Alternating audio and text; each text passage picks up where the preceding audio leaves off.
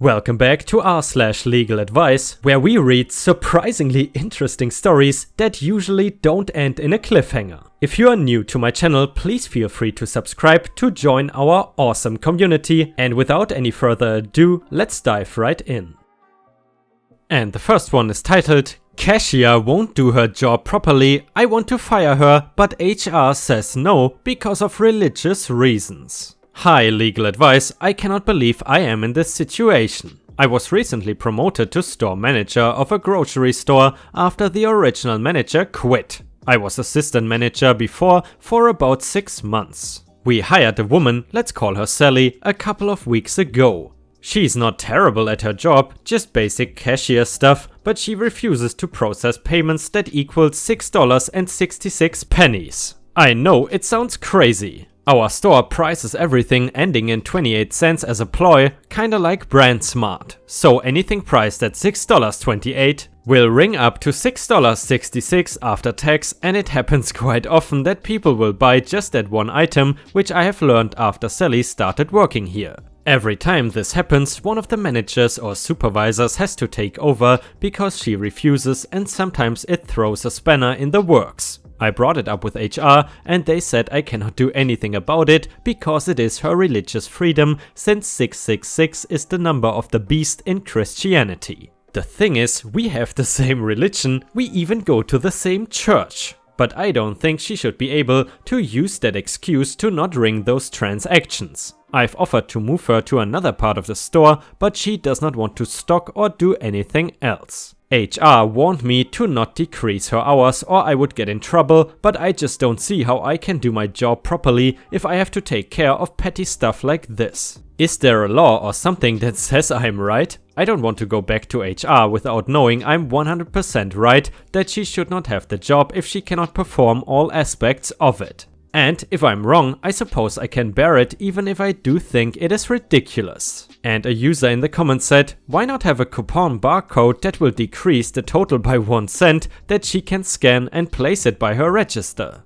Then she can ring up the total as $6.65 without bothering anyone. And even if she has to do it 10 times a day, it is still cheaper than the opportunity cost of having a manager waste the time to do it. I mean, it is stupid. You don't need to do it, and she would probably lose a religious freedom argument if she tried to sue after being fired, but HR is wary, and if they say you cannot, even if you are right. So this seems like the least stupid compromise that can actually get things done. And guys, imagine you were the manager of that store, how would you handle the situation in regards to that cashier? Would you fire her or would you give in to her demands? Or rather, the demands of HR.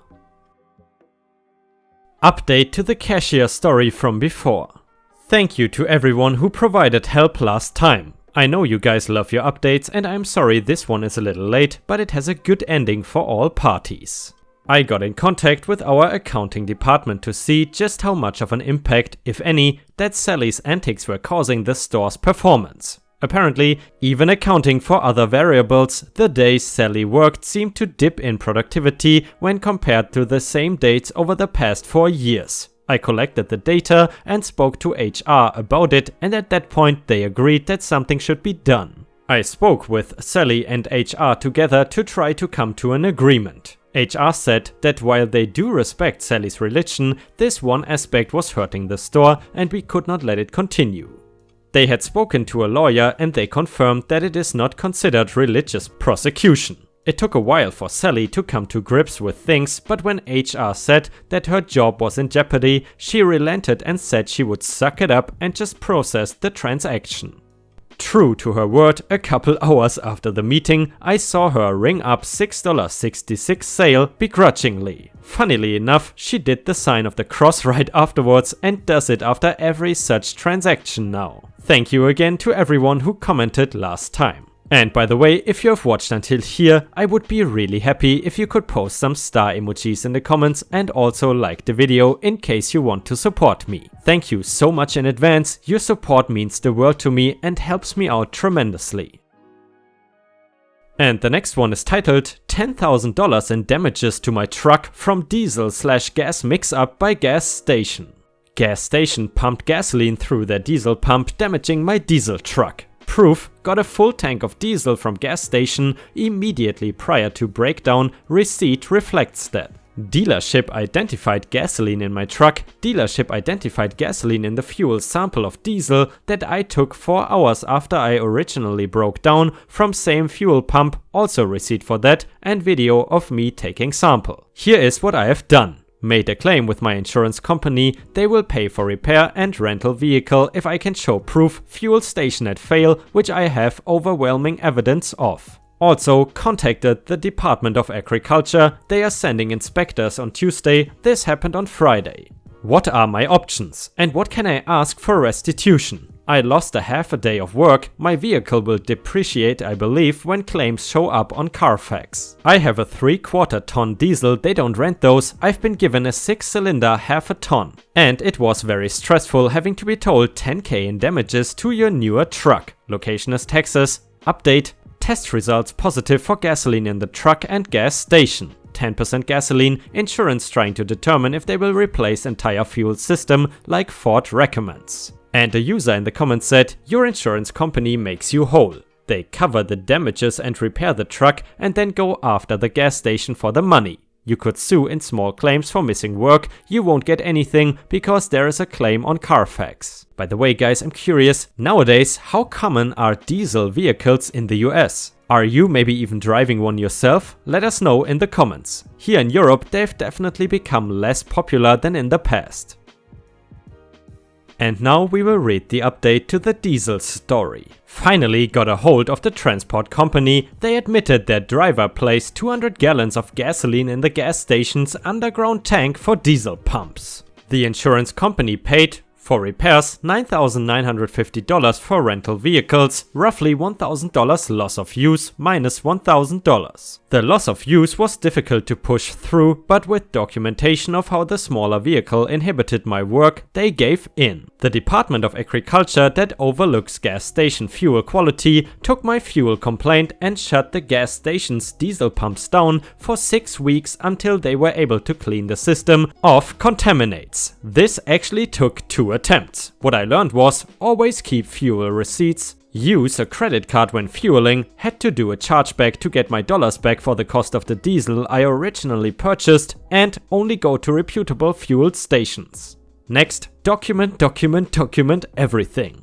Next, do your homework and aggressively peruse the insurance company for full and fair compensation. I quoted tort law when going after additional loss of use and it got their attention. I'm curious what OP means by saying non-reputable gas stations in the US. I kinda thought that every big gas station in the US would have kind of a reputation. Or are there also private gas stations? I have never seen those before.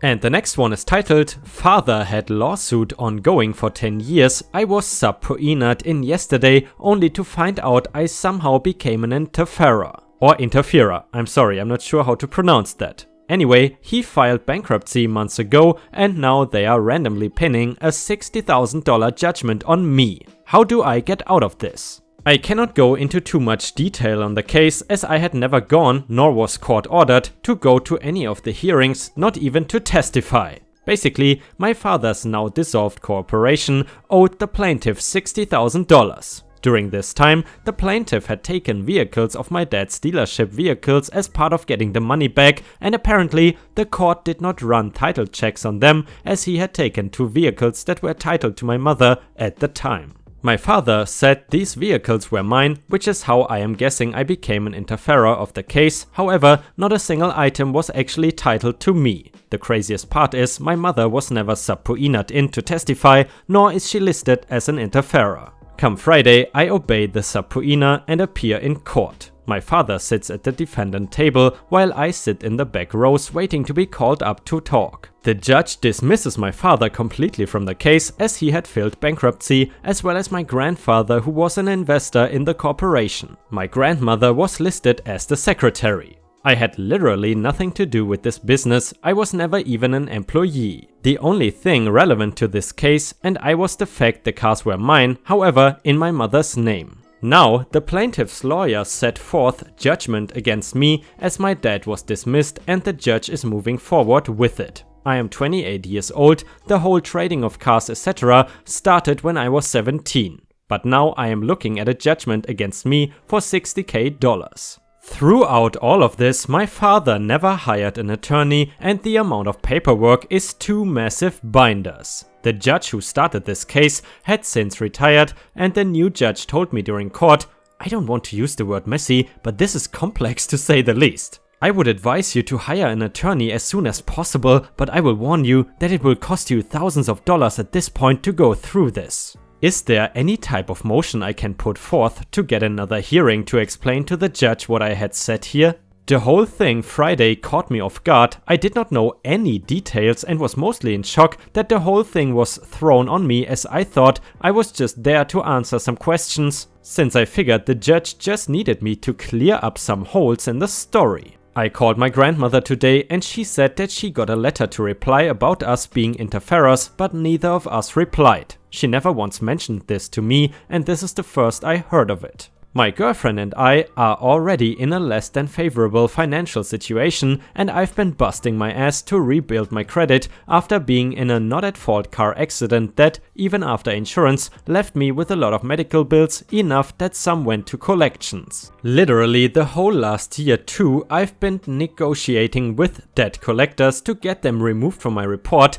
and now I am looking at bankruptcy over something I have nothing to do with, as I cannot afford a judgment and I cannot afford to have my wages garnished. So, in short, would a motion to talk to the judge, with the plaintiff's attorney present obviously, be able to remove me from interferer status? At this point, I have no issue pinning the judgment on my grandmother alone. It is currently being split, but she just said she would be filing bankruptcy on it. I just think there is a lot of misunderstanding on the role I even play in this case, considering there is no role. I would think the judge would have realized I had never been ordered to court for the past decade, would kind of show that my involvement in this whole mess is non-existent. Thanks in advance. And guys, unfortunately I could not find any replies or comments to this post, so I would ask you, if you were in OP's shoes, what would you have done? Let us know in the comments. And now onto the update to the lawsuit story. So, long story short, my father had a lawsuit against him, and after filing bankruptcy, the plaintiffs decided to out of nowhere come after my grandmother and I for the money. Neither of us had anything to do with this and I was a minor when everything happened 12 years ago. So now with the update, we went into court nervous as hell. Plaintiff was running late, but apparently that was normal of him, since the ladies at the desk made a joke about it. Went and sat down nervous as hell, however my attorney seemed cool as a cucumber, so that helped out. My attorney, the plaintiff's attorney and the judge all went into the sidebar room, and about 10 minutes or so passed, then my attorney came back into the courtroom with a flat look on his face. He then let us know that the case had been 100% dropped. There was zero substance to it and the judge was seemingly pissed for having his time wasted by the plaintiff. Then he made a joke about how the plaintiff and his attorney were 100% certain they would win this, and instead the plaintiff is walking out with not only no money, but tens of thousands if not hundreds of thousands in legal bills of his own. Karma is a female dog. Thanks everyone for your advice. I am so glad this is behind me now. I cannot imagine what I would do if I was forced to pay tens of thousands of dollars for something I had absolutely zero involvement in. And the last one is titled, Neighbor's child has disabilities and won't stop climbing the fence, entering my house and freeing my dogs. For the past 7 months after moving into my new house with my daughter and dogs, the neighbor's child, who is 15 or 16 and has pretty severe Down syndrome, has increasingly been entering my property and home. At first I just talked to the neighbors and they were at first really sorry and vowed to monitor her more while she is in their backyard. However, after a few months they just genuinely do not care anymore and brush it off. I have installed security cameras in the backyard and front yard purely for my own safety insurance wise, because we do have a pool. She will climb the fence into my yard, 6 feet wooden privacy fence with a ladder from their shed, and let my dogs out. I have fixed her letting my dogs free, as she says, by using chains and padlocks on the 2 gates. Before this became a common occurrence, she even would let the dogs out of the house and then free them. Numerous times, if my garage door is open, she will leave their backyard and just walk into my house to free my dogs. I don't know what the purpose is other than it is something she just has to do for whatever reason. When she climbs into the backyard, sometimes when I'm not even home and she cannot get back out, she begins screaming and crying and just shuts down. Before I started chaining and locking my gates because of her releasing my dogs, her parents would just walk in and get her and leave. Now, since I have chained it, they start a huge fit about me having her locked in my backyard, and they have to climb the fence, bring the ladder over and carry her back over. Somehow, this is my fault. Now, I am not really blaming her because she mentally does not know any better. She has some very severe issues and she's damn lucky my dogs are super nice. A purebred German Shepherd, an English Bulldog and a mixed Shepherd/Bulldog. I just honestly worry about her safety in the backyard, climbing fences and her seemingly not being watched as she needs to be. I have a pool and if she falls in when I'm not home, she could very well drown. That's why I installed security cameras to cover my own ass if that ever happens. I truly hope it never does, but it seems her parents just put her in the backyard and that's it. I have called the local Child and Family Services Office, CPS, several times in the past 2 months to report it because I feel she's at risk with her parents' inattentiveness and their seemingly not caring attitude of her just going into people's yards, garages and houses. I have a full garage of power tools, table saws, etc. that I've now had to resort to flipping the breaker off when I open the doors out of fear she may severely injure herself. I feel like I've done everything I can, talked to the parents numerous times, called Child and Family Services, installed cameras, locked my gates further. I just have no idea what to do now. I have debated calling the police when she enters, but I don't know how that will escalate. And a user in the comments said, as someone who had exactly this happen, I can tell you that the first time something serious happens to her, you are going to be liable and they are going to come after you. For 2 years I dealt with my neighbor's kid coming over, opening my gates and doing whatever she pleased. Let my last dog out to the point I had to keep him inside and learn crate training. When I put a lock on the gate, she would climb the fence and fall over the side. This is where she got hurt one time and the parents tried to sue me for her broken arm and the piece of lettuce that stabbed through her arm. I had multiple calls to police, videos and a declaration that state that the family was not allowed on my property, restraining order, and I had my insurance involved with the whole thing in case something did happen. They did not have a case in the long run, and although they tried to plaster me as an a-hole neighbor with no compassion for their autistic kid, once it happened again where another neighbor's dog ended up being killed from running into the street, the whole neighborhood got the same thing I have. Get a restraining order, get a property attorney involved and call the cops. Her parents obviously don't give a crap about your property, so get your ducks in a row and get records going. Any and all videos are helpful. Without all that, I would have owed to this day probably. Not worth it. And guys, please let me know in the comments if you have ever dealt with a similar situation and how you would handle this case. And now onto the update to the neighbor child's story. I am sad about this update for the kid. I took the majority of the given advice and called the police non-emergency number and asked for an officer to come out because I had questions about an issue I am having and briefly explained it. Officer shows up, I invite him in and explain the whole situation. He is not really sure what to do about it right now, so he asked for a supervisor come to his position. Supervisor shows up and I go over the whole thing again. We go upstairs to my computer where I have all the videos clipped and saved. 9 times of her entering the backyard and 4 of her entering the house through the garage. We watched each one and he gets on his cell phone and goes back to his car. A few minutes later, he comes back with 3 flash drives and asks me to copy the videos over to the flash drive and had me fill out a piece of paper stating what I put on the drive and then signed it. I repeated it all 3 times. About 45 minutes later, we have been talking and he has been on and off his cell phone the entire time.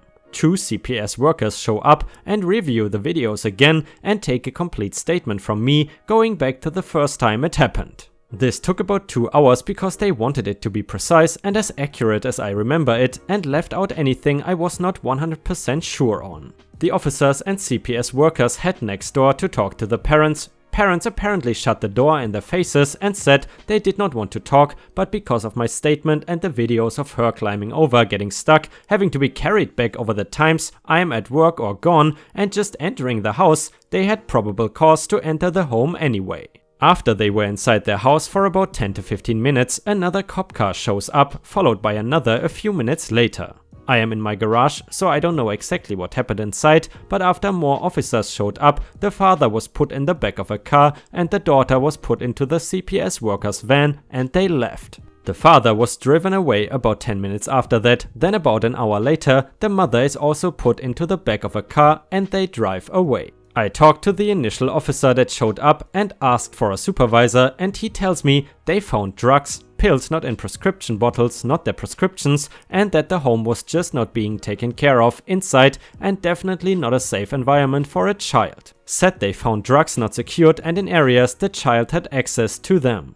I have not seen them since the day after the post. I feel bad for the kid being in that situation and me being a neighbor not even knowing and me not wanting to call the cops. I did not think it was anything like they found, I just figured it is really tough raising a kid and add on top of that severe mental disabilities and it is even tougher. I should have called them earlier once the CPS reports I was doing over the phone did not ever do anything. And with that, we have reached the end of the video. I hope you enjoyed today's content, and if you did, please don't forget to subscribe to the channel to join our amazing community. Furthermore, don't forget to go to r/ripestories on Reddit to post your own stories if you want me to read them out in a video. I hope you have a fantastic day, and I see you again tomorrow.